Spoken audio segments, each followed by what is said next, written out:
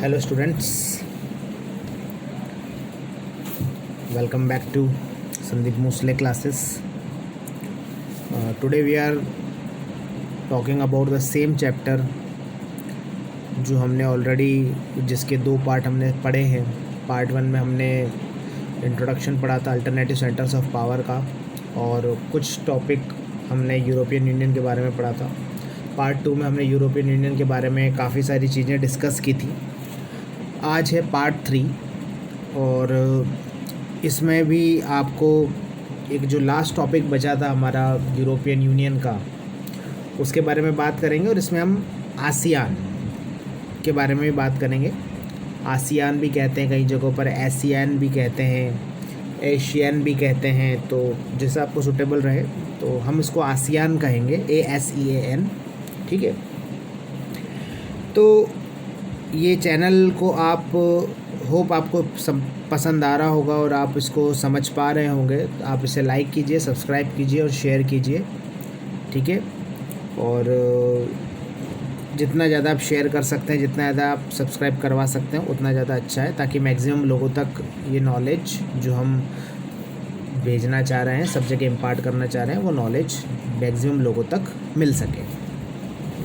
Okay, so let's start with our topic, that is about last topic of the European Union, that is drawbacks or limitations of European Union. ठीक है, तो European union के drawbacks क्या है और उसके limitations क्या क्या है. ठीक है, तो जैसा कि हमने ऑलरेडी पढ़ा था कि यूरोपियन यूनियन कितना पावरफुल है, उसके जो मिलिट्री इन्फ्लुएंस की हमने बात की थी, उसकी हमने इकोनॉमिक इन्फ्लुएंस की बात की थी, पॉलिटिकल एंड डिप्लोमेटिक इन्फ्लुएंस की बात की थी. तो हमने उसके अंदर ये जाना था कि भाई यूरोपियन यूनियन कितना बड़ा पावरफुल एक ऑर्गेनाइजेशन है जो दुनिया में क्या रोल प्ले कर सकता है डिप्लोमेसी में, पॉलिटिक्स में, और उसका क्या क्या रोल्स है, उन सब चीज़ों के बारे में हमने डिस्कस किया था. तो इन सब चीज़ों के डिस्कस करने के बाद हमारा जो लास्ट टॉपिक बचता था वो था हमारा कि अब हम बात करें कि देखो यूरोपियन यूनियन पावरफुल है, इसमें तो कोई डाउट नहीं है, लेकिन कुछ इसके ड्रॉबैक्स भी हैं, मतलब कुछ इनमें इश्यूज़ भी हैं. वो इश्यूज़ कुछ ऐसे हैं जो ये लोग सॉल्व करने की कोशिश कर रहे हैं. कुछ सॉल्व हुए हैं, कुछ सॉल्व नहीं हुए. तो हम उन इश्यूज़ के बारे में बात करेंगे जो अभी तक सॉल्व नहीं हुए हैं. इन इश्यूज़ में पहला पॉइंट ये है जो हमने यहाँ स्क्रीन पर लिखा हुआ है, that is many states of European union have their on foreign relation and defence policies which is odd. क्या लिखा है कि यूरोपियन यूनियन के बहुत सारे ऐसे स्टेट्स, या स्टेट्स का मतलब अगेन मैं आपको समझा रहा हूँ कि वो नेशंस जो यूरोप के नेशंस है, जो यूरोपियन यूनियन के पार्ट है. तो ऐसे बहुत सारे नेशंस जो यूरोपियन यूनियन के पार्ट है, जिनको यूरोपियन यूनियन स्टेट्स भी हम कह सकते हैं, उनके अपने खुद के फॉरेन रिलेशंस भी हैं और उनके अपनी खुद की डिफेंस पॉलिसीज़ भी हैं. जबकि एज ए यूनियन हमने ऑलरेडी पढ़ा हुआ है कि भाई मिलिट्रली ये कितना पावरफुल है, पॉलिटिकली कितना पावरफुल है, ये सारी बातें हमने पढ़ी हुई है. लेकिन इसके बावजूद भी यूरोपियन यूनियन से अलग हटके कुछ नेशंस और कुछ स्टेट्स ऐसे हैं जो आगे रहकर अपनी खुद की सेपरेट पॉलिसी बनाने की कोशिश कर रहे हैं, डिफेंस पॉलिसी बनाने की कोशिश कर रहे हैं. अपना डिफरेंट अपना कोई एक स्टैंड रखते हैं, जो अपना डिफरेंट एक फॉरेन रिलेशंस रखते हैं, मतलब यूरोपियन यूनियन से अलग. मतलब यूरोपियन यूनियन की एक अपनी डिफेंस पॉलिसी अलग है, उनके अपने फॉरेन रिलेशंस अलग है. और उसके अलावा अलग से कुछ स्टेट्स ऐसे हैं यूरोप के जो खुद अपनी एक अलग पॉलिसीज़ रखते हैं डिफेंस के लिए और साथ में फॉरेन रिलेशंस रखते हैं. तो ये एक प्रकार से कॉन्ट्राडिक्टरी है कि आप जिस ऑर्गेनाइजेशन के पार्ट हो, उस ऑर्गेनाइजेशन से आप अलग हटकर आप अपने खुद के पर्सनल अलग से रिलेशन बाहरी दूसरे देशों के साथ आप रख रहे हो, आप अपनी पर्सनल अलग से डिफेंस पॉलिसीज़ आप बना रहे हो. तो ये कॉन्ट्राडिक्शन है. ठीक है, इसका अगर आपको एग्जांपल देखना है तो मैंने यहाँ पर सेकंड पॉइंट में लिखा हुआ है, that is Britain and many new European Union members made up US led coalition in the Iraq invasion. तो जैसे कि आपको पता था कि इराक के ऊपर जब US ने अटैक किया था तो ब्रिटेन हो गया और बहुत सारे यूरोपियन यूनियन के जो नए नए देश थे, उन सारे देशों ने US की लीडरशिप में इस इराक इन्वेजन में पार्टिसिपेट किया था. लेकिन at the same time European union के कुछ 2 देश ऐसे भी थे जिन्होंने इसका विरोध किया था। ठीक है, वो 2 देश कौन से थे? जो एक था फ्रांस और दूसरा था जर्मनी, जिसने अमेरिका की जो ये पॉलिसी थी इराक पर इन्वेजन करने की, इसका इन्होंने विरोध किया था। अब आप देखिए कि ब्रिटेन हो गए और यूरोपियन यूनियन के जो देश की मैं बात कर रहा हूँ जिन्होंने जिन्होंने यूएस को सपोर्ट किया था वो देश, और साथ में हम बात करें फ्रांस और जर्मनी, तो ये सारे देश यूरोपियन यूनियन के पार्ट है। लेकिन आप देख सकते हैं कि इन सारे देशों का अप्रोच अलग अलग है यूरोपियन यूनियन से। कुछ यूरोपियन यूनियन के साथ अप्रोच कर रहे हैं और कुछ यूरोपियन यूनियन के अगेंस्ट अप्रोच कर रहे हैं। तो यहाँ पर आपको एक कॉन्ट्राडिक्शन नज़र आता है, जो इस यूरोपियन यूनियन का एक प्रकार का ड्रॉबैक है। कि इसका मतलब ये हुआ कि यूरोपियन यूनियन की जितने भी नेशंस है या स्टेट्स है, वो सब के सब यूरोपियन यूनियन की कुछ पॉलिसीज से एग्री नहीं करते हैं और उनके बीच में बहुत सारे इश्यूज़ आज भी हैं। तो ये एक प्रकार से आप कह सकते हो कि ये यूरोपियन यूनियन का एक ड्रॉबैक है। ठीक है, वरना आप यूरोपियन यूनियन के मेंबर तो यूरोपियन यूनियन की जो कॉमन पॉलिसी है फॉरेन रिलेशंस को लेकर और डिफेंस को लेकर, वही सबको फॉलो करनी चाहिए थी। लेकिन ऐसा नहीं हो रहा है, हर देश अपने अपने हिसाब से डिसीजन ले रहा है। एग्जांपल हमने देख लिया कि भाई जो ब्रिटेन और दूसरे देश थे उन्होंने तो यूएस को सपोर्ट किया, लेकिन सेम यूरोपियन यूनियन के 2 देश फ्रांस और जर्मनी, उन्होंने इस अटैक का विरोध किया। तो ये एक एग्जाम्पल है कि भाई इनकी अपनी सेपरेट पॉलिसीज़ है, तो ये एक प्रकार का ड्रॉबैक हो गया, और ये ड्रॉबैक कहीं ना कहीं से यूरोपियन यूनियन के लिए अच्छा नहीं है। दूसरा, there is a deep seated Euroscepticism in some part of the Europe about the EU's integration agenda. अब देखो, डीप स्केप्टिसिज्म क्या होता है कि अपने आप को अलग कर लेना। बहुत सारे ऐसे देश हैं यूरोपियन यूनियन में जो यूरोपियन यूनियन को उतना पावर नहीं देना चाहते, क्योंकि अगर वो यूरोपियन यूनियन को बहुत ज़्यादा पावर दे देंगे तो उनकी अपनी खुद की आइडेंटिटी और सॉवरेनिटी कहीं ना कहीं गायब हो जाएगी या डिसअपियर हो जाएगी।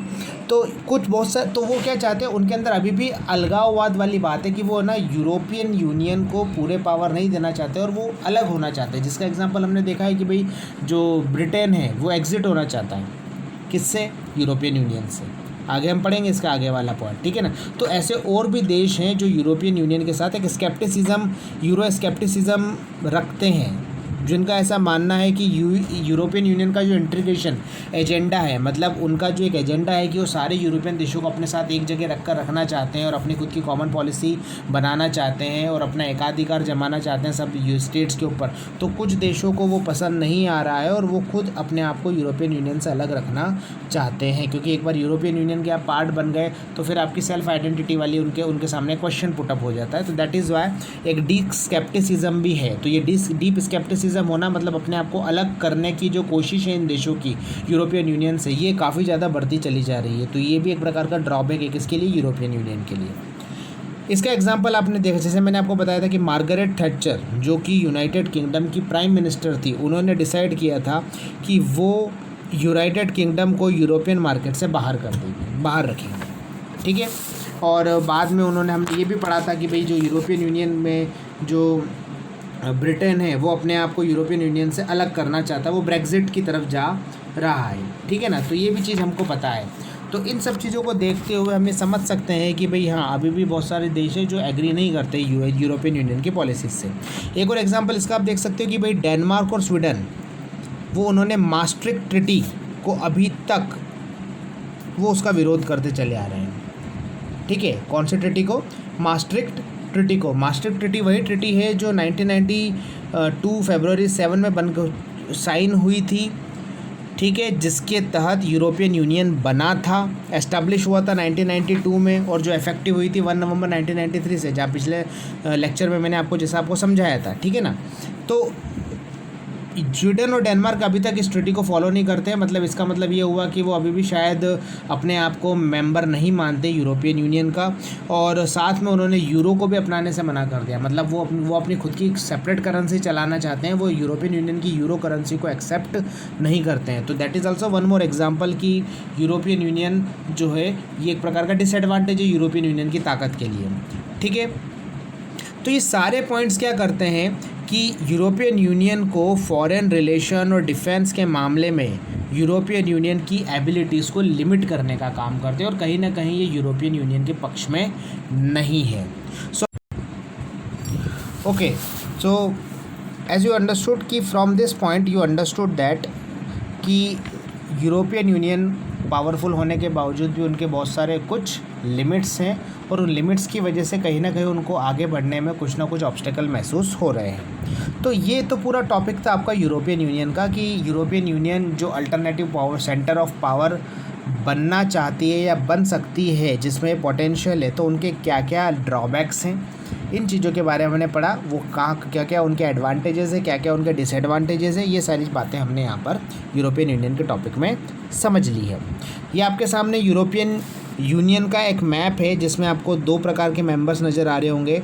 एक तो थोड़ी पर्पल कलर में है जो कि ओल्डर मेंबर है, और एक ऑरेंज कलर में है जो कि आपके न्यू मेंबर है। ये मैप आपको एग्ज़ाम पॉइंट ऑफ व्यू से बहुत इम्पॉर्टेंट है, ठीक है। तो आपको एग्ज़ाम पॉइंट ऑफ व्यू से इस मैप को आपको याद रखना है। इसमें आपसे पूछा जा सकता है कि कौन कौन से ऐसे देश हैं जो कि जो मेंबर हैं यूरोपियन यूनियन के, जो ओल्डर मेंबर्स कौन कौन से हैं, न्यूअर मेंबर्स कौन कौन से। तो यहाँ पर एक छोटी सी मैं आपको हेल्प कर दूँ कि ओल्डर और न्यूअर मेंबर्स की बात करेंगे हम, तो आपको एक चीज़ को ध्यान रखना है कि भाई 1991 के बाद जब यूएसएसआर का डिसइंटीग्रेशन हुआ तो ईस्टर्न यूरोप के वो देश जो कभी यूएसएसआर से जुड़े हुए थे, उनके एलाइज थे या उनके मेंबर थे, यूएसएसआर के पार्ट थे, वो जब अलग अलग हुए तो उन्होंने भी बाद में फिर यूरोपियन यूनियन को ज्वाइन किया। तो डेफिनेटली ये जो मेंबर्स है ईस्टर्न यूरोप के, ये आपके न्यूअर मेंबर्स कहलाएंगे, ठीक है।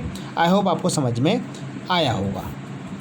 नाउ ये तो हमने बात कर ली किसके बारे में, अब हमने बात कर ली है तो यूरोपियन यूनियन के बारे में। Now let us come on another issue और another topic which is also a potential alternative centre of power, जो यूएस हेजमनी को चैलेंज कर सकता है, जो यूएस हेजमनी को ओवरकम करने की ताकत रखता है, वो है आसियान, ASEAN, जिसका मतलब होता है association of south east Asian Nations, ठीक है।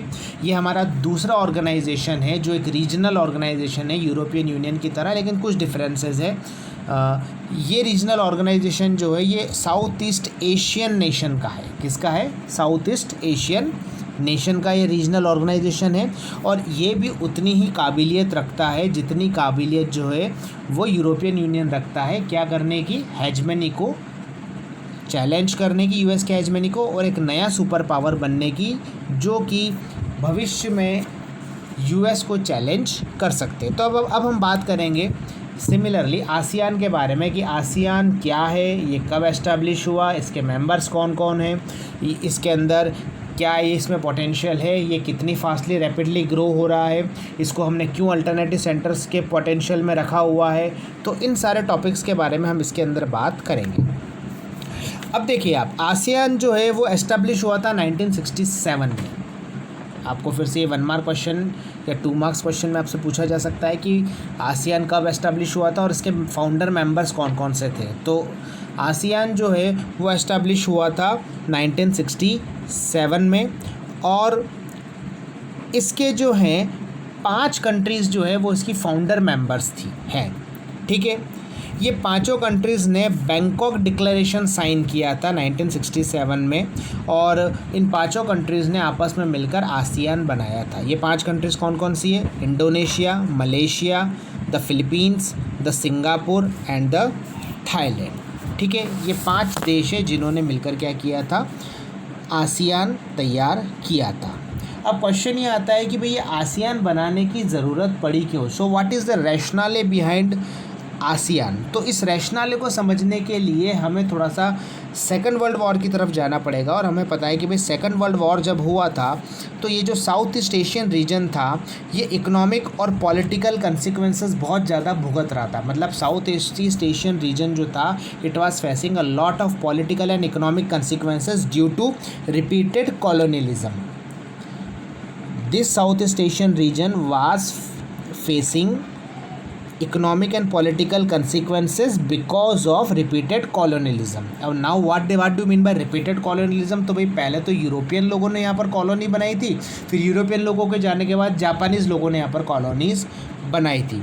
तो इन दोनों, पहले यूरोपियन लोगों के आप कॉलोनी थी तो पहले उन्होंने आपको एक्सप्लॉइट किया, फिर जापानीज़ आ गए, फिर जापानीज़ ने आपको एक्सप्लॉइट किया। तो इस तरीके से आपको पॉलिटिकल और इकोनॉमिकल कंसिक्वेंसेस देखने पड़े थे। ठीक है, पहला रीज़न तो ये हो गया कि आसियान बनाने के पीछे मेन एक रेशनाले क्या है।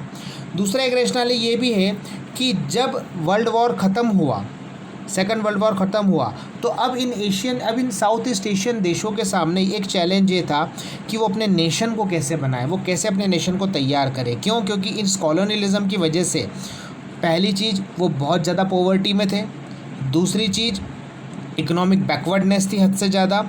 ठीक है, और तीसरी चीज़ ये थी कि भाई कोल्ड वार एरा शुरू हो गया था, और कोल्ड वार एरा में ऑलरेडी पूरी दुनिया जो है वो दो खेमों में या दो कैंप्स में बढ़ गई थी।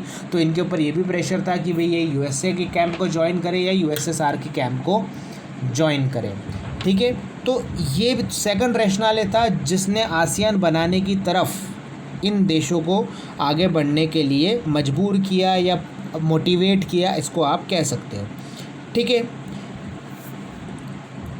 इसके अलावा ये जो कंट्रीज़ थी, इन कंट्रीज़ में आपस में ऐसी बहुत सारी चीज़ें थी जिनकी वजह से इनके अंदर आपस में क्या कॉन्फ्लिक्ट हो सकते थे।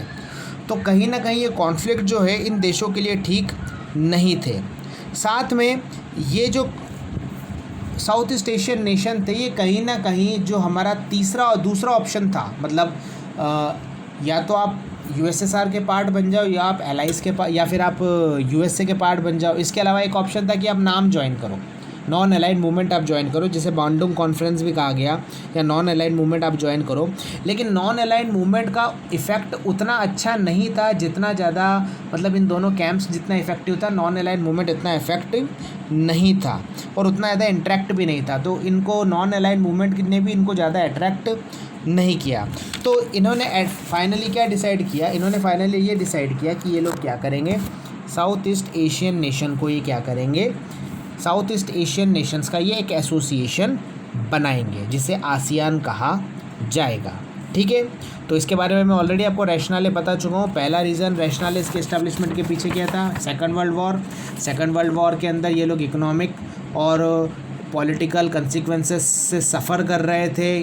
क्यों इकोनॉमिक और पॉलिटिकल कंसिक्वेंसेस थे? क्योंकि इनके ऊपर रिपीटेडली पहले तो यूरोपियन लोगों का कॉलोनियलिज्म था, फिर जापानीज़ लोगों का कॉलोनियलिज्म आया।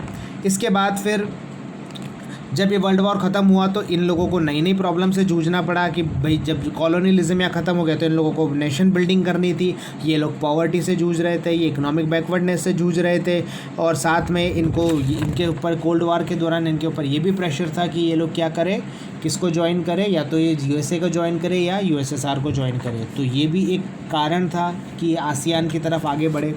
ठीक है, इसके अलावा इनको तीसरा कोई ऑप्शन नज़र नहीं आ रहा था कि भाई ये यूएसए और यूएसएसआर को अगर ज्वाइन नहीं करते तो ये किसको ज्वाइन करें। तो इनके सामने एक ऑप्शन था बांडुंग कॉन्फ्रेंस, या फिर हम नैम जिसको कहते हैं, नॉन अलाइड मूवमेंट। लेकिन नैम भी उतना ज़्यादा इन्फ्लुएंसिव या उतना ज़्यादा इंटरेक्टिव नहीं था। तो एट लास्ट इन्होंने फिर ये डिसाइड किया कि ये एक साउथ ईस्ट एशियन देशों का एसोसिएशन बनाएंगे। और ये किन्होंने डिसाइड किया, ये 5 देशों ने डिसाइड किया, जिनमें इंडोनेशिया, मलेशिया, फिलीपींस, सिंगापुर और थाईलैंड। इन 5 देशों ने मिलकर बैंकॉक डिक्लेरेशन साइन किया और आसियान 1967 में एस्टैब्लिश कर दिया। तो यहाँ पर से आपको समझ में आ गया होगा, ये जो आपका टॉपिक है ये आपका 2 नंबर का है। ठीक है, ये जो आपका टॉपिक है ये आपका 2 नंबर का टॉपिक है। इसमें से आपको या तो 2 मार्क्स के क्वेश्चन आएंगे या फिर आपका 1 मार्क्स के इसके अंदर क्वेश्चन आ सकते हैं। ठीक है, एनी डाउट? आई थिंक आपको समझ में आया होगा। अब हम बात करते हैं इस आसियान के ऑब्जेक्टिव्स की। तो बेसिकली आसियान के 2 ऑब्जेक्टिव्स है। ये भी अगेन आपका जो है ये क्वेश्चन भी आपका अगेन जो है ये अगेन 2 मार्क्स का क्वेश्चन है। ठीक है, कि आसियान के क्या ऑब्जेक्टिव्स है। तो आसियान के 2 ऑब्जेक्टिव्स है, एक प्राइमरी ऑब्जेक्टिव है और दूसरा सेकेंडरी ऑब्जेक्टिव है। जो प्राइमरी ऑब्जेक्टिव है वो क्या है, टू एक्सेलरेट इकोनॉमिक ग्रोथ। क्या है? To accelerate economic growth through that social progress and cultural development. तो इनका पहला ऑब्जेक्टिव है कि सबसे पहले तो क्या किया जाए, इकोनॉमिक ग्रोथ को एक्सेलरेट किया जाए, मतलब अपनी इकोनॉमिक ग्रोथ को तेज़ी से बढ़ाया जाए। और उस इकोनॉमिक ग्रोथ को तेज़ी से बढ़ाने से क्या होगा कि उस इकोनॉमिक ग्रोथ के बढ़ने से, उनकी इकोनॉमी डेवलप होने से वो क्या करेंगे, सोशल प्रोग्रेस करेंगे और अपने आप का कल्चरल डेवलपमेंट करेंगे। तो इनका पहला ऑब्जेक्टिव क्या हो गया कि cultural development and social progress through accelerating economic growth, ये इनका प्राइमरी ऑब्जेक्टिव था। इनका सेकेंडरी ऑब्जेक्टिव ये था to promote regional peace and stability based on the rule of law and the principles of the UN charter. अब इनका दूसरा objective ये था कि ये जो रीजन है, साउथ ईस्ट एशियन रीजन है, इस रीजन में शांति स्थापित की जाए। मतलब जितने भी देश है वो सब आपस में मिलकर काम करें, कोऑपरेट करें एक दूसरे के साथ, उनके बीच में किसी प्रकार का कॉन्फ्लिक्ट या कन्फ्रंटेशन ना हो, कॉन्फ्लिक्ट या कन्फ्रंटेशन उनके बीच में किसी भी प्रकार का ना हो, ठीक है। और ये कैसे करेंगे, ये रूल ऑफ लॉ मतलब कानून के राज के ज़रिए और यूएन चार्टर को फॉलो करते हुए ये अपने रीजनल एरियाज़ में, अपने रीजन के अंदर क्या करेंगे, पीस और स्टेबिलिटी को एस्टैब्लिश करेंगे। तो यहाँ पर आपके दो ऑब्जेक्टिव्स हैं। तो यहाँ पर आपका 2 नंबर का क्वेश्चन बनता है कि discuss the objectives of ASEAN. 2 marks का क्वेश्चन है। पहला है प्राइमरी ऑब्जेक्टिव, दूसरा है सेकेंडरी ऑब्जेक्टिव। प्राइमरी ऑब्जेक्टिव क्या है, to accelerate economic growth and through that, मतलब एक्सेलरेट इकोनॉमिक ग्रोथ का एक्सेलरेट करना और उसके ज़रिए सोशल प्रोग्रेस और कल्चरल डेवलपमेंट करना। दूसरा इनका है कि अपने रीजन के अंदर पीस और स्टेबिलिटी एस्टेब्लिश करना और उसी के बेसिस पर क्या करना, मतलब पीस और स्टेबिलिटी को एस्टेब्लिश करना और वो एस्टेब्लिश करने के लिए वो रूल ऑफ लॉ और यूएन चार्टर का यूज़ करेंगे।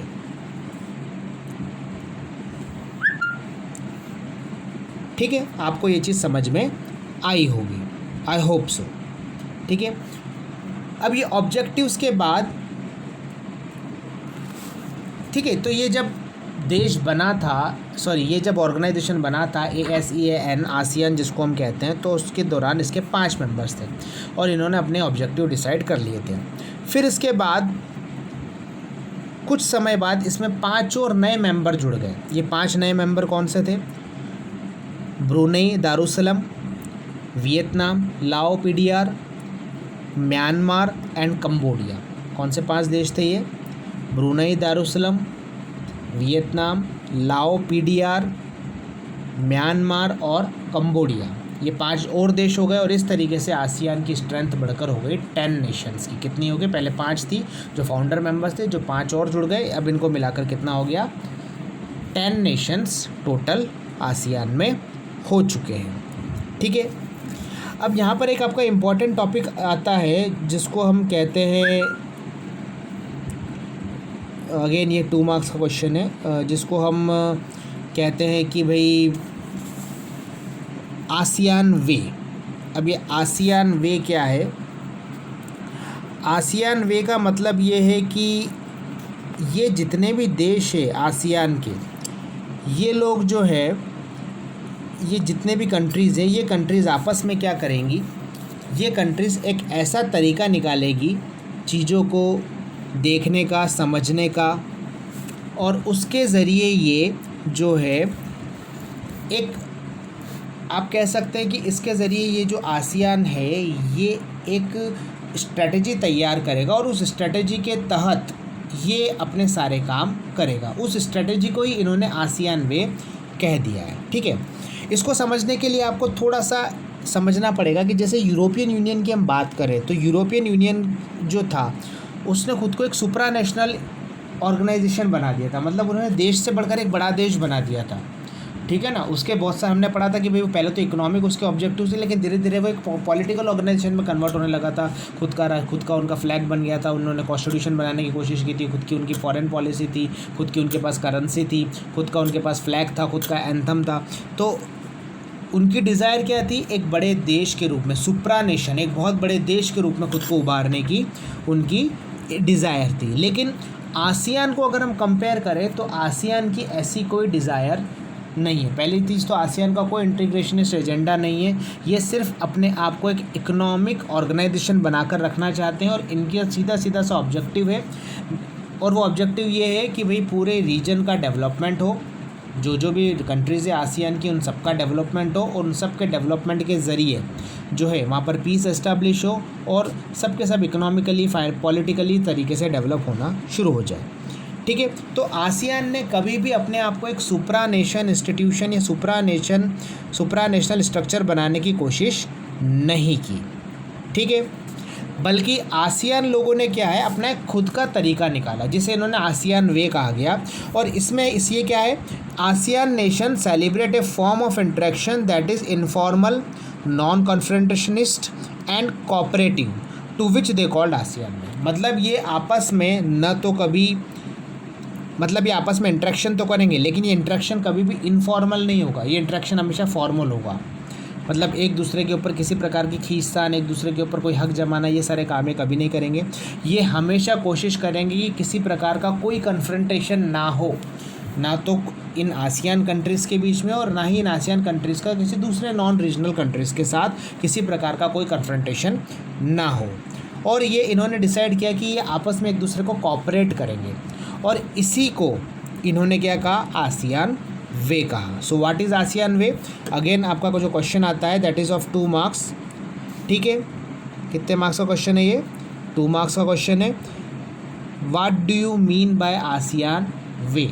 तो सिंपल सा इसका आंसर है, आसियान वे क्या है? आसियान वे है ASEAN nation celebrate a form of interaction. ये एक प्रकार का इंटरेक्शन है जो कि इनफॉर्मल है, जो कि नॉन कन्फ्रंटेशनिस्ट है और जो कि कोऑपरेटिव है। मतलब ये आपस में एक दूसरे को कोऑपरेट करेंगे, सारे आसियान कंट्रीज़ ये एक दूसरे के साथ कोई कन्फ्रंटेशन नहीं करेंगे। यहाँ कन्फ्रंटेशन नहीं करने का मतलब एक ये भी आप निकाल सकते हो कि ये एक दूसरे की सॉवरनिटी को और आइडेंटिटी को रेस्पेक्ट करेंगे। ये किसी की भी सॉवरनिटी और आइडेंटिटी को ये किसी भी प्रकार से ओवरकम करने की कोशिश नहीं करेंगे। तो आप इसको इस तरीके से भी समझ सकते हो। नॉन कन्फ्रंटेशनिस्ट का मतलब कि they will never interfere in each others internal matters, they will never challenge each others sovereignty and they will respect each other, they will respect each other's sovereignty and they will respect each other's identity। ठीक है, got it. तो ये इनका एक important part है जिससे हमने क्या कहा, आसियान वे कहा जिसे हमने। ठीक है, ये आपका साउथ ईस्ट एशियन कंट्रीज़ जो हैं उनका ये मैप है। इनमें से आप जैसे कि देख सकते हैं, यहाँ पर आपको पता लगेगा कि यहाँ पर देखो जो कंट्रीज़ हमने बताई है, जैसे कि म्यांमार हो गई, लाओपीडिया हो गई, थाईलैंड हो गई, ठीक है, Cambodia, Vietnam, Brunei Darussalam, Malaysia, Singapore, Indonesia, ठीक है ना, फिलीपींस, ये जो सारे आपके देश हैं, ये सारा एरिया, ठीक है। चाइना इसमें हम काउंट नहीं करेंगे, हम इसके अंदर जो काउंट करेंगे वो हम काउंट करेंगे किसको, इन 10 देशों को सिर्फ हम काउंट करेंगे। ठीक है, समझ में आ रहा होगा आपको कि हम क्या करेंगे, इन 10 देशों को हम क्या करेंगे, काउंट करेंगे। तो ये 10 देश जो है जिनमें कौन कौन से आ गए, म्यांमार हो गया, लाओपीडिया हो गया, ठीक है, थाईलैंड हो गया, इसके अलावा कंबोडिया हो गया, ये आपका वियतनाम हो गया, ये ब्रुनेई दारुसलाम, ये मलेशिया, ये सिंगापुर हो गया, ये इंडोनेशिया हो गया, ठीक है, इसके अलावा फिलीपींस। तो ये जो एरिया है जिसको मैंने यहाँ पर आपको सर्कल किया है, ये एरिया जो है आपका, ये आपका ASEAN south east Asian country कहलाता है। ठीक है, एक चीज़ आपको यहाँ पर दिमाग में बिठा लेनी है कि ऊपर ये जो कोरिया है, रिपब्लिक ऑफ कोरिया, इसको आप शामिल नहीं करेंगे, आप इन 10 देशों के बारे में आप ध्यान रखेंगे जिसको मैंने यहाँ मैप में क्या किया है, आपके सामने इंट्रैक्ट किया है। ठीक है, आई होप आपको समझ में आया होगा। ठीक है, तो ये आपका मैप जो है ये इसके पॉइंट ऑफ व्यू से, एग्ज़ाम पॉइंट ऑफ व्यू से ये मैप आपका बहुत इम्पॉर्टेंट है। ठीक है, ओके। नाउ ये तो हो गए हमारे किसके बारे में बात, आसियान देशों के बारे में, ये तो हमारी बात हो गई। अब एक टॉपिक और हम देख लेते हैं जो छोटा सा है, जो अगेन आपका 1 मार्क या 2 मार्क्स का है, कि आसियान फ्लैग, कि आसियान का फ्लैग कैसा दिखता है। तो इस आसियान फ्लैग के एक बार आप जस्ट लोगो के ऊपर ध्यान दो। ये जो लोगो है इसमें जो चावल की धानी होती है, स्टैक्स होती है, ऐसे 10 स्टैक्स है।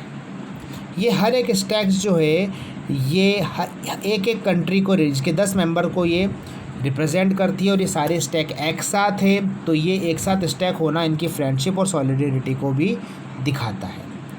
ठीक है, और ये जो सर्कल है इसके ऊपर, ये सर्कल जो है, जो रेड कलर का जो सर्कल है, ये सर्कल इनकी यूनिटी ऑफ आसियान को दिखाता है। ठीक है, किसको दिखाता है, यूनिटी ऑफ आसियान को ये सर्कल दिखाता है। ठीक है, तो यहाँ पर ये क्वेश्चन जो है, यहाँ पर आपको जो है वो ये 1 मार्क का क्वेश्चन है। यहाँ पर ये आपको ठीक है, तो ये आपको समझ में आया होगा। ठीक है, ये आपका 1 मार्क का क्वेश्चन है यहाँ पर। ठीक है, तो आई होप आपको समझ में आया होगा। ये 1 मार्क में क्वेश्चन आ सकता है आसियान फ्लैग के बारे में, इसको आपको ध्यान में रखना है। ठीक है, जैसा कि ऑलरेडी मैं आपको बता चुका हूँ, मैं लिख देता हूँ आपको, दैट इज़ जो है 1 मार्क। ठीक है, ये 1 मार्क का आपका क्वेश्चन है। ओके, अब हम आगे बढ़ते हैं। ये तो आपका इंट्रोडक्शन हो गया, ब्रीफ इंट्रोडक्शन हो गया, जिसके अंदर हमने पढ़ लिया कि आसियान वे क्या है, और साथ में हमने ये भी पढ़ लिया कि जो है आसियान के कितने फाउंडर मेंबर्स है, कब ये एस्टैब्लिश हुआ था, धीरे धीरे कैसे करके इन लोगों ने अपना जो है खुद को आगे बढ़ाया है। अब हम बात करेंगे किसके बारे में, ठीक है, अब हम बात करेंगे आसियान के पिलर्स के बारे में। So there are 3 pillars of ASEAN. ठीक है, कितने पिलर्स है आसियान के? 3 पिलर्स है आसियान के। ये 3 पिलर्स कौन कौन से हैं? ये 3 पिलर जो हैं आपके, ये हैं, पहला तो है द आसियान सिक्योरिटी कम्युनिटी, दूसरा है द आसियान इकोनॉमिक कम्युनिटी, और तीसरा है the ASEAN socio culture community. ठीक है,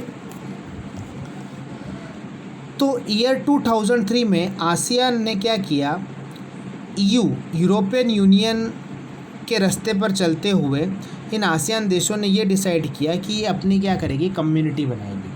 ठीक है, और ये कम्युनिटी जो है, ये 3 कम्युनिटी बनाएगी अपनी, जिसमें पहली है द आसियान सिक्योरिटी कम्युनिटी, दूसरी द आसियान इकोनॉमिक कम्युनिटी, और तीसरी है the ASEAN socio culture community. In 3 communities को 3 पिलर्स ऑफ आसियान कहा जाता है। ठीक है, क्या कहा जाता है इसको?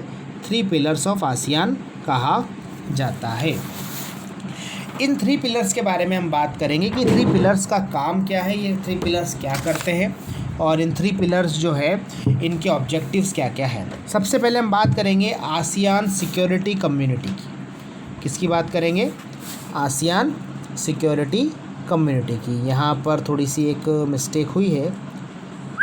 ये जो है आपका, जैसे मैंने यहाँ टॉपिक लिखा हुआ है आपको सबसे ऊपर, और टॉपिक क्या है, ये वाला जो टॉपिक है ये कम्युनिस्ट नहीं है। ठीक है, ये जो है ये कम्युनिस्ट नहीं है, दैट इज़ कम्युनिटी। ठीक है, तो इसको आप सही कर लीजिएगा, दैट इज़ कम्युनिटी। तो पहला है द आसियान सिक्योरिटी कम्युनिटी। ठीक है, तो सबसे पहले हम बात करेंगे कि भाई आसियान सिक्योरिटी कम्युनिटी है क्या। तो आसियान सिक्योरिटी कम्युनिटी के बारे में जानने के लिए हमें क्या करना पड़ेगा, हमें आसियान सिक्योरिटी कम्युनिटी के ऑब्जेक्टिव्स को समझना होगा। क्या इसको समझना होगा? ऑब्जेक्टिव्स को समझना होगा। तो पहली चीज़ आपके जैसे इसकी पहली लाइन है, उसको आप पहले समझिए कि this is based on the conviction that the outstanding territorial dispute should not escalate into armed confrontation. तो ये जो सिक्योरिटी कम्युनिटी है आसियान की, इनका उद्देश्य क्या है, ये इस कन्विक्शन पे बने हुए कि ये कम्युनिटी करेगी क्या। ये कम्युनिटी किसी भी प्रकार के आर्म्ड कन्फ्रंटेशन को होने से रोकेगी। मतलब अगर आसियान या आसपास के कोई दूसरे देश जो है आसियान के अलावा, उनका अगर आसियान के साथ किसी भी प्रकार का कोई भी कन्फ्रंटेशन होता है, आर्मी स्ट्रगल होता है या युद्ध वाली स्थिति बनती है, तो ये जो है ये जितने भी टेरिटोरियल डिस्प्यूट्स हैं, मतलब सीमा से रिलेटेड, अपने टेरिटरी से रिलेटेड जितने भी डिस्प्यूट्स हैं, उन सारे डिस्प्यूट्स को ये कभी भी आर्म्ड कन्फ्रंटेशन में कन्वर्ट होने नहीं देगी। इसका मतलब ये है कि ये जितने भी विवाद हैं इन देशों के बीच में, वो विवाद बातचीत के ज़रिए, डायलॉग्स के ज़रिए, नेगोशिएशंस के ज़रिए सॉर्ट आउट किए जाएंगे, लेकिन कभी भी ये कम्युनिटी इसको आर्म्ड कन्फ्रंटेशन में कन्वर्ट होने नहीं देगी। ठीक है, पहला पॉइंट आपको आ गया होगा समझ में। By 2003, ASEAN had several agreements by which member states promised to uphold peace, neutrality, cooperation, non-interference and respect for national difference and sovereign rights. ठीक है, ये आसियान सिक्योरिटी कम्युनिटी ने क्या किया 2003 में, ये आसियान सिक्योरिटी कम्युनिटी ने, ठीक है, इन्होंने अपना एक ऑब्जेक्टिव बनाया, और ये ऑब्जेक्टिव ये था कि इसके जितने भी मेंबर्स हैं आसियान सिक्योरिटी कम्युनिटी के आसियान के जितने भी मेंबर्स हैं, ये सारे मेंबर स्टेट्स आपस में प्रॉमिस करते हैं एग्रीमेंट्स के ज़रिए कि एग्रीमेंट्स का मतलब एक दूसरे से समझौता कर देते हैं, और ये समझौते में क्या है कि ये सारे लोग आपस में शांति बनाए रखेंगे, न्यूट्रल रहेंगे। न्यूट्रल रहने का मतलब है एक दूसरे के मैटर में इंटरफेयर नहीं करेंगे, कॉपरेशन एक दूसरे से कॉपरेट करेंगे, नॉन इंटरफेरेंस किसी एक दूसरे के मैटर में इंटरफेयर नहीं करेंगे, और एक दूसरे के नेशनल डिफरेंसेस को और एक दूसरे की सॉवरेन राइट्स को ये लोग क्या करेंगे, रिस्पेक्ट करेंगे। यहाँ सॉवरेन राइट को रिस्पेक्ट करने का मतलब ये सिंपल सी बात है कि भाई आप सामने वाले देश के आत्मसम्मान पर या सामने वाले देश के संप्रभुता पर आप ऐसा कोई काम नहीं करेंगे कि जिससे सामने वाले देश की जो वैल्यू है वो डाउन होती है या उससे उस देश की सॉवरेनिटी पर किसी भी प्रकार का कोई भी नुकसान होता है। तो ये इंश्योर करेंगे कि इनकी सॉवरेनिटी किसी भी तरीके से लूज़ ना हो, उनके सॉवरेन राइट्स बने रहें, उनको रिस्पेक्ट किया जाए, आपस में पीस मेंटेन हो, न्यूट्रल रहेंगे, नॉन इंटरफेरेंस रहेंगे, कॉपरेट करेंगे एक दूसरे के साथ। तो ये काम है किसका, इस आसियान सिक्योरिटी कम्युनिटी का। इसके अलावा आसियान सिक्योरिटी कम्युनिटी ने क्या किया, एक फोरम भी बनाया है आसियान, जिसे आसियान रीजनल फोरम कहते हैं, जो 1994 में एस्टेब्लिश हुआ था। और ये आसियान रीजनल फोरम क्या करेगा, ये जितने भी आसियान कंट्रीज़ हैं इनके बीच में सिक्योरिटी और फॉरेन पॉलिसी को लेकर कोऑर्डिनेट करेगा। कोऑर्डिनेट का मतलब किसी प्रकार का कोई कन्फ्यूजन्स नहीं होने देगा, किसी भी प्रकार के अगर कोई विवाद है तो उन विवादों को सॉल्व करने में हेल्प करेगा, और एक दूसरे की पॉलिसीज़ को इस तरीके से बनाने में मदद करेगा कि कोई भी पॉलिसी किसी दूसरे देश की पॉलिसी के ऊपर भारी ना पड़े या दूसरे देश में किसी प्रकार से इनडायरेक्टली इंटरफेयर ना करती हो। तो इनके बीच में कोऑर्डिनेशन आसियान रीजनल फोरम 1994 में बना था, और ये इन सारे एशियन कंट्रीज़ के बीच में सिक्योरिटी और फॉरेन पॉलिसी को लेकर कोऑर्डिनेशन बनाने की कोशिश करेगा। ठीक है, तो आपको समझ में आ गया होगा कि भाई जो आसियान सिक्योरिटी काउंसिल है, ये आसियान सिक्योरिटी काउंसिल के बेसिकली जो चीज़ें आपको समझ में आई होगी वो चीज़ें आपको ये समझ में आएगी कि बेसिकली इनका जो काम है वो ये काम है कि they will never ever let armed confrontation happen. वो कभी भी आर्म्ड कन्फ्रंटेशन होने नहीं देंगे इन आसियान देशों के बीच में। पेन पॉइंट तो हमने ये समझ लिया। दूसरा, ये एशियन सिक्योरिटी काउंसिल जो सिक्योरिटी कम्युनिटी जो है, ये कोशिश कर, ये 2003 में इन्होंने एग्रीमेंट्स करा, और एग्रीमेंट्स के ज़रिए ये इंश्योर इन्होंने किया कि इसके जितने भी मेंबर स्टेट्स हैं वो आपस में एक दूसरे से कॉपरेट करेंगे, पीस इस्टेब्लिश करेंगे, एक दूसरे को मदद करेंगे, एक दूसरे के मैटर में इंटरफेयर नहीं करेंगे, एक दूसरे के सॉवरेन राइट्स को क्या करेंगे, रेस्पेक्ट करेंगे, और अगर कोई डिफरेंसेस भी हैं इन देशों के बीच में तो उनको शांति व्यवस्था से उनको सॉर्ट आउट करेंगे। तीसरा, इन्होंने एशियन रीजनल फोरम भी बनाया जो 1994 में बना। ये एशियन रीजनल फोरम क्या करेगी, सिक्योरिटी और फॉरेन पॉलिसी को लेकर कोऑर्डिनेशन बनाएगी। किनके बीच में, किनके बीच में कोऑर्डिनेशन बनाएगी, आसियान देशों के बीच में। Carried out coordination between ASEAN countries. कैसा कोऑर्डिनेशन, इस चीज़ का ध्यान रखें कि किसी एक की फॉरेन पॉलिसी की वजह से या किसी एक की सिक्योरिटी पॉलिसी की वजह से किसी दूसरे देश को कोई नुकसान नहीं होना चाहिए। ये चीज़ ये इंश्योर करेंगे। ठीक है, तो ये तो हो गया आपका क्या, ASEAN security community. Now we will talk about the second community, that is ASEAN economic community. और ये बहुत इंपॉर्टेंट कम्युनिटी है। ये आपको आसियान के पावर के बारे में बताती है। किसके बारे में बताती है, आसियान के पावर के बारे में बताती है। ठीक है, तो देखो इकोनॉमिक पावर के बारे में ये बताएगी। तो आसियान की जो इकोनॉमिक कम्युनिटी है वो इस बात को इंश्योर करती है कि आसियान जो है वो, देखो आसियान कभी भी पॉलिटिकल होने की उसने कोशिश नहीं की। आसियान हमेशा से खुद को उन्होंने इकोनॉमिक रखा, तो इकोनॉमी उनकी पावर है। ठीक है ना। तो आसियान की जो इकोनॉमी है वो अगर हम कंपेयर करें किसी दूसरे देशों के साथ, चाइना जिसको हम चाइना कह दें, चाइना तो नहीं कहेंगे हम, जैसे यहाँ जो आपकी बुक में दे रखा है हम उन्हीं की बात कर लेते हैं। जैसे आप यूएस कह दो, यूरोपियन यूनियन कह दो और जापान कह दो, तो इन तीनों के कंपेरिजन में आसियान की इकोनॉमी जो है वो काफ़ी छोटी इकोनॉमी है, लेकिन इन तीनों के कंपैरिजन में इसकी ग्रोथ रेट सबसे ज़्यादा है।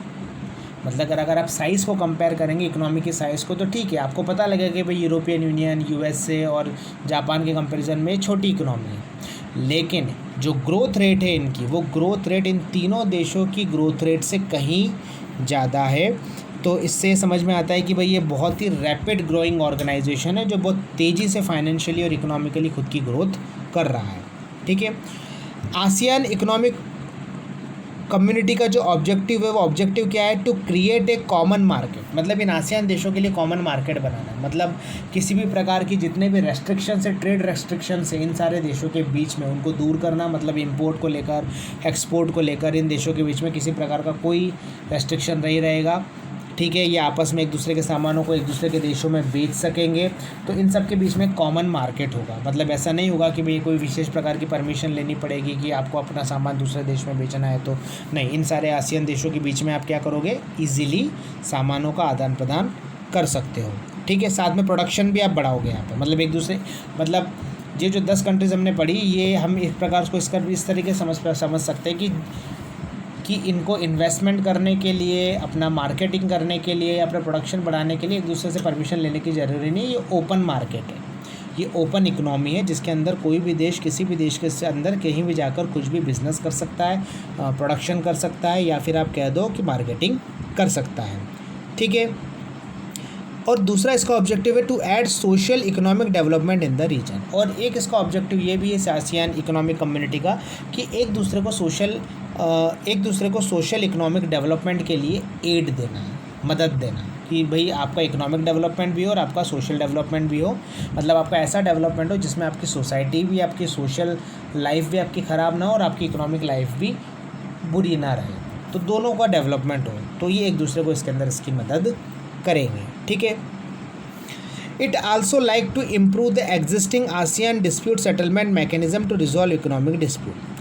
ठीक है, इन्होंने क्या किया है कि जो इनका existing ASEAN dispute settlement mechanism, मतलब इनका खुद का जो तरीका है, तौर तरीका आपस में एक दूसरे के साथ डिस्प्यूट को सेटल करने का, जिसको इन्होंने नाम दिया आसियान डिस्प्यूट सेटलमेंट मैकेनिज़्म। इस मैकेनिज़्म को इन्होंने इम्प्रूव किया है और कोशिश किया है कि इनके बीच में जितने भी इकोनॉमिक डिस्प्यूट्स हो उसको ये आसानी से सॉल्व कर ले।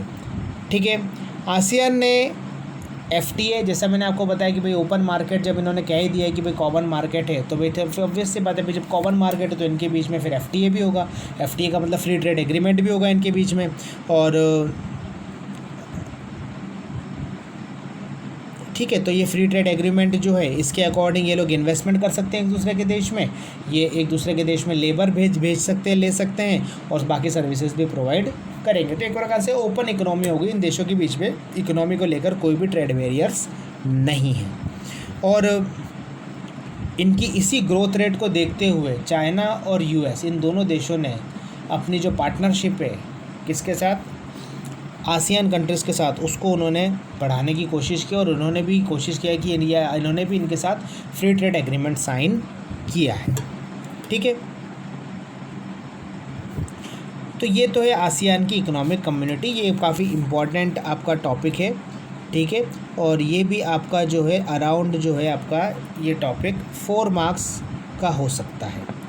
ठीक है, आसियान के बारे में आप ध्यान रखना कि आसियान से काफ़ी सारे क्वेश्चंस आ सकते हैं 4 मार्क्स में, 2 मार्क्स में। ठीक है, तो आपको 4 मार्क्स, 2 मार्क्स, 1 मार्क्स के हिसाब से इस आसियान टॉपिक को पढ़ना है। बहुत इंपॉर्टेंट टॉपिक है, आपको इसको ध्यान रखना है। जिसमें ख़ास तौर पर हमने जो पहले 2, जैसे अगर आपसे क्वेश्चन पूछा जाए कि आप कैसे आप कह सकते हो कि भाई आसियान जो है वो अल्टरनेटिव सेंटर ऑफ पावर है, how can you say that ASEAN is a alternative centre of power.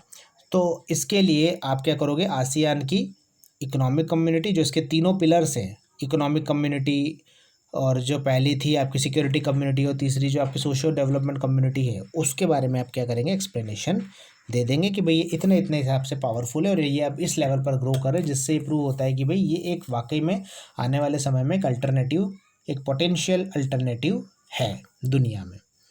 ठीक है, ओके। अब हम बात करते हैं तीसरी जो हमारा पिलर है, that is ASEAN socio cultural community. देखो, सोशो कल्चरल कम्युनिटी क्या करती है? इसका ऑब्जेक्टिव है लोगों की लाइफ की क्वालिटी को इम्प्रूव करना। क्या है इसका ऑब्जेक्टिव? लोगों की लाइफ की क्वालिटी को इम्प्रूव करना। जब हम लोगों की लाइफ की क्वालिटी की बात करते हैं तो उसका मतलब क्या होता है?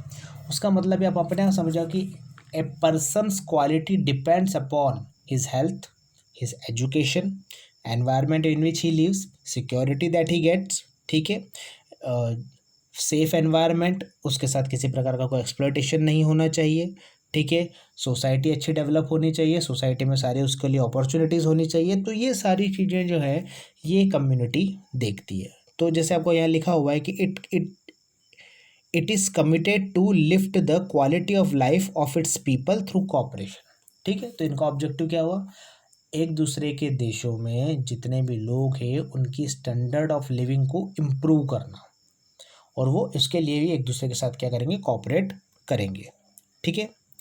The ASEAN socio cultural community is committed to opening a world of opportunities to collectively deliver and fully realise human development. तो देखो ये कमिटेड है, किस चीज़ के लिए कमिटेड है कि ये लोग ये जो है ये एक ऐसा दुनिया के बारे में कल्पना करते हैं कि जिसके अंदर ये लोग मिलकर डिलीवर करेंगे और पूरी तरीके से human development, resiliency, sustainable development through regional corporation, इन टॉपिक्स के ऊपर ये बात करेंगे और इनके ऊपर ये ध्यान देंगे, ठीक है। और ये इन सारे एरियाज़ में काम करेंगे, जैसे मैंने आपको ऑलरेडी बताया, cultural and information, education, youth and sports, social welfare and development, women and gender, rural development and poverty, रेडिकेशन, environment, disaster management, health, ये सारे टॉपिक्स इन सारे एरियाज़ के अंदर ये काम करेंगे और एक दूसरे के देशों के अंदर इन सारी चीज़ों को डेवलप करने में ये इंपॉर्टेंट रोल प्ले करेंगे, क्योंकि ये सारी चीज़ें हर देश के लिए ज़रूरी है। ये जो है इसलिए आपका बेसिक है, किसी भी देश की क्वालिटी, उसकी पॉपुलेशन की क्वालिटी इन्हीं पॉइंट्स पर डिपेंड करती है, और जो भी देश इन पॉइंट्स पर जितना ज़्यादा अच्छा रहता है, जितना ज़्यादा डेवलप्ड होता है, एक बार आपकी इकोनॉमी पिछड़ सकती है, लेकिन अगर यहाँ इस पॉइंट पर अगर आपका देश पिछड़ गया तो आपकी इकोनॉमी कभी भी ओवरकम नहीं कर पाएगी और कभी भी डेवलप नहीं कर पाएगी। तो इकोनॉमी को डेवलप करने के लिए आपको एसेट बनना बहुत ज़रूरी है, और एसेट बनने के लिए आपको आपके देश के लोगों में इन्वेस्ट करना बहुत ज़रूरी है। उनकी हेल्थ पर इन्वेस्ट करना, उनकी एजुकेशन पर इन्वेस्ट करना, उनका सोशल वेलफेयर करना, किसी प्रकार का डिस्क्रिमिनेशन ना हो बच्चों के साथ, वुमेन के साथ, किसी भी प्रकार के जेंडर के साथ, रूरल एरिया को डेवलप करना, पॉवर्टी को एरेडिकेट करना, एनवायरनमेंट डेवलपमेंट करना, डिज़ास्टर मैनेजमेंट करना, हेल्थ इश्यूज़ पर ध्यान देना, ये बेसिक हैं। इनके बिना कोई भी देश जो है अपने आप को डेवलप नहीं कर सकता है। तो इस पूरे एरिया में, इस पूरे आसियान रीजन के अंदर जो आपका आसियान सोशो कल्चरल कम्युनिटी, वो ये सारे काम करते हैं, ठीक है। इसके अलावा आसियान जो है इन्होंने अपना एक विज़न भी बनाया, जिसे इन्होंने कहा है विज़न 2020। ये आपको बहुत इम्पॉर्टेंट है। ये जो विज़न 2020 है ये बहुत इम्पॉर्टेंट है। ये बहुत इम्पॉर्टेंट क्यों है, क्योंकि ये आपका 1 मार्क 2 मार्क्स में क्वेश्चन बनता है कि what is vision 2020 of ASEAN, ठीक है। तो यहाँ पर आपको 2 मार्क्स का क्वेश्चन आपको बनता है। क्या लिखा है, ASEAN has focus on its vision 2020 which is an outward looking role for ASEAN in the international community। अब ये विजन 2020 क्या है, ये विजन 2020 एक आउटवर्ड पॉलिसी है। आउटवर्ड पॉलिसी का मतलब कि अभी तक तो ये लोग क्या कर रहे थे, अभी तक तो ये लोग जो है वो सिर्फ आसियान देशों की तरफ ही ध्यान दे रहे थे, लेकिन सन 2020 तक इनका ऑब्जेक्टिव ये है कि ये दुनिया के दूसरे रीजन्स और दूसरे देशों के साथ, आसियान के अलावा जो दूसरे देश है, दूसरे रीजन से, उनके साथ भी ये पार्टनरशिप बनाए और इंटरनेशनल कम्युनिटी के अंदर वहाँ पर भी ये अपनी इकोनॉमिक डेवलपमेंट को आगे बढ़ाए, ठीक है। तो ये आउटवर्ड देखना चाहते हैं विजन 2020 के ऊपर, ठीक है। ये जो विजन 2020 है, it is build on existing ASEAN policy to encourage negotiation over conflict in the region. इस आसियान पॉलिसी का विजन 2020 इस बेस पर बना है कि ये अपने रीजन के अंदर सबसे पहले तो जितने भी कॉन्फ्लिक्ट्स हैं उनको सुलझाएगी और नेगोशिएशंस पे बात करेगी, ठीक है। ASEAN mediated the end of, इसके लिए ये आसपास अपने आसपास के एरिया में जितने भी प्रकार के कन्फ्रंटेशन होने के चांसेस हैं उनको ये क्या करेंगे, दूर करेंगे। और दूर करने के लिए क्या करेंगे, सबसे पहले नेगोशिएशन करेंगे, क्योंकि पहले आपको आपका रीजन सेव करना है, वहाँ पीस एस्टैब्लिश करना है, तभी आप इंटरनेशनल कम्युनिटी में जा सकते हो। जब आपका रीजन ही स्टेबल नहीं होगा तो फिर दूसरे देश के लोग आपके साथ किसी प्रकार का कोई एग्रीमेंट, कोई ट्रेड करना पसंद नहीं करेंगे। तो इन्होंने सबसे पहले ये किया है कि विजन 2020 के अकॉर्डिंग इन्होंने क्या डिसाइड किया है, इन्होंने डिसाइड किया है कि ये अपने रीजन में जितने भी कॉन्फ्लिक्ट्स हैं उनको नेगोशिएशन के ज़रिए सुलझाएंगे। और इसका एग्जांपल अगर हमको देखना हो तो आसियान ने ईस्ट तिमोर, जो इंडोनेशिया ने और ईस्ट तिमोर वाला जो कॉन्फ्लिक्ट था उसको सॉल्व करने में इंपॉर्टेंट रोल प्ले किया। इन्होंने कंबोडियन कॉन्फ्लिक्ट को सॉल्व करने में इंपॉर्टेंट रोल प्ले किया है, ठीक है। और इन्होंने ये इंश्योर किया है कि ये हर साल आपस में मिलेंगे और आपस में कॉपरेशन के लिए मीटिंग्स करते रहेंगे, ठीक है। आपको समझ में आया होगा। तो अब विजन 2020 के अकॉर्डिंग क्या है कि आसियान जो है अपने रीजन के बाहर भी काम करेगा, ठीक है। अब एक छोटा सा क्वेश्चन जो आपको समझना है यहाँ पर, जो बहुत इम्पोर्टेंट है, वो क्वेश्चन है रिगार्डिंग इंडिया। हमने आसियान के बारे में बहुत कुछ पढ़ लिया, लेकिन क्वेश्चन ये है कि साउथ ईस्ट एशिया में क्या इंडिया का भी कोई रोल है। हमने देखा कि भाई जैसे यूएस जो है, चाइना जो है, यूरोपियन यूनियन जो है, जापान जो है, ये साउथ ईस्ट एशिया में इन्वेस्ट कर रहे हैं, फ्री ट्रेड एग्रीमेंट कर रहे हैं। तो भारत क्या कर रहा है, भारत क्या इसका कुछ फ़ायदा उठा रहा है?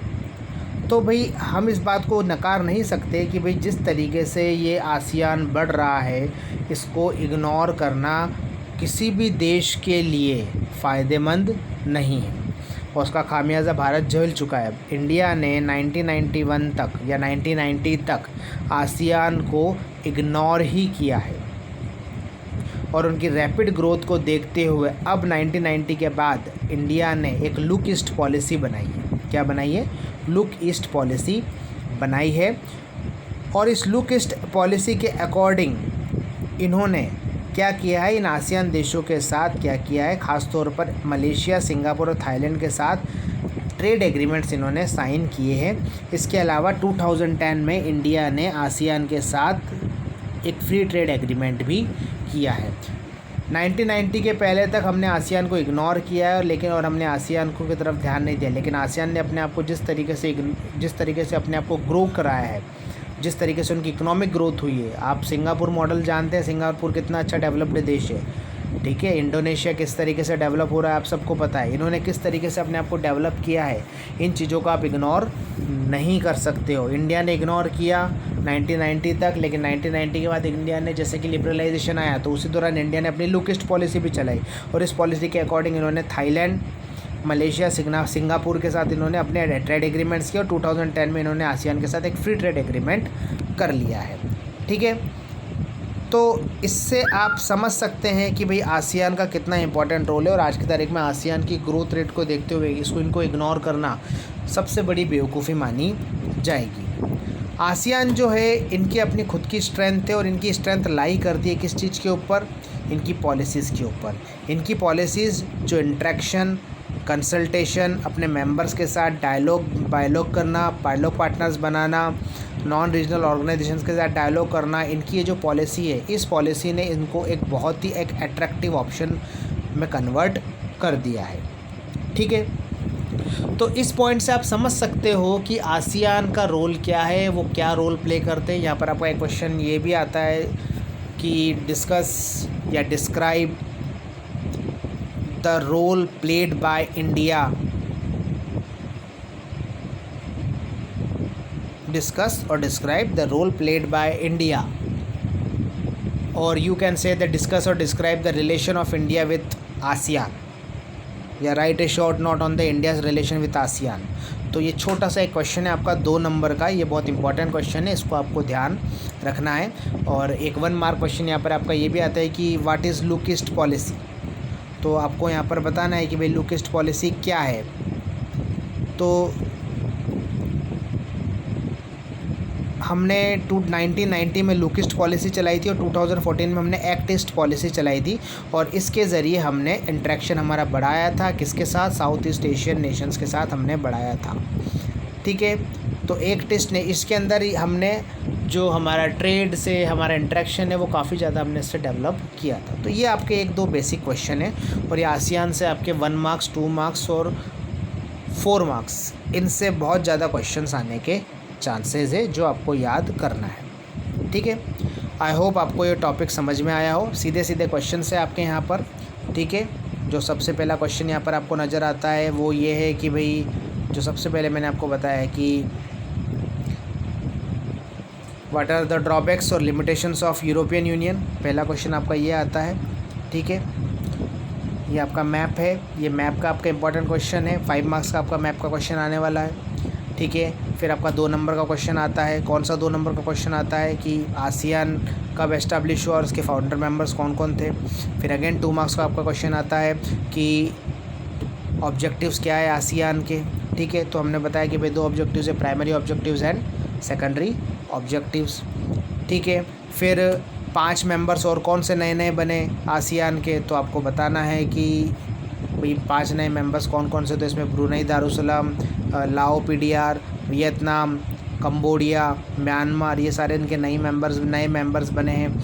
ठीक है, इसके अलावा जैसे एक क्वेश्चन जो आपका पूछा जा सकता है कि व्हाट इज़ बैंकॉक डिक्लेरेशन, तो फिर बैंकॉक डिक्लेरेशन इनडायरेक्टली पूछा गया, तो इसका मतलब ये हुआ कि आपको आसियान के डिक्लेरेशन के बारे में बताना है। तो आपको बताएंगे कि भाई Bangkok declaration is a declaration in which 5 founder members, जिनमें इंडोनेशिया, मलेशिया, फिलीपींस, सिंगापुर और थाईलैंड, इन्होंने मिलकर आपस में आसियान बनाने के लिए डिक्लेरेशन साइन किया था बैंकॉक।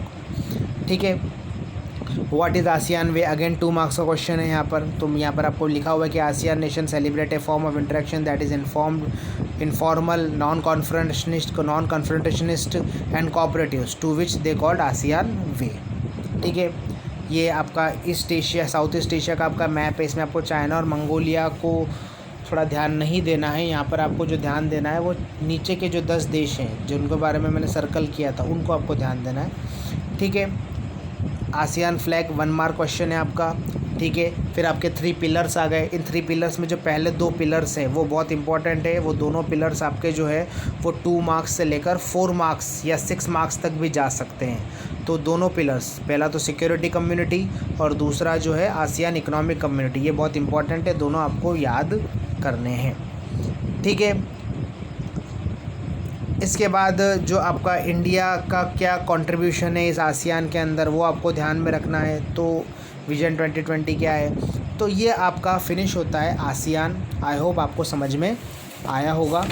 ठीक है, यहाँ पर कुछ क्वेश्चंस और मैं आपको बताना चाहता हूँ, जैसे मैंने आपको ऑलरेडी बता दिया। जैसे what are the components of ASEAN vision 2020, एक क्वेश्चन है आपका जो आपकी बुक में दे रखा है, that is what are the components of ASEAN's vision 2020। तो यहाँ आसियान विजन 2020 में आपको क्या बताना है, यहाँ आपको बताना है कि it is build on the ASEAN policy to encourage negotiation over conflict in the region. ठीक है, ये आपका कंपोनेंट है कि यहाँ पर आसियान जो है वो नेगोशिएशन को एनकरेज करेगा कॉन्फ्लिक्ट्स के बजाय अपने ए रीजन के अंदर। तो ये आपका मेन कंपोनेंट है किसका, आसियान का।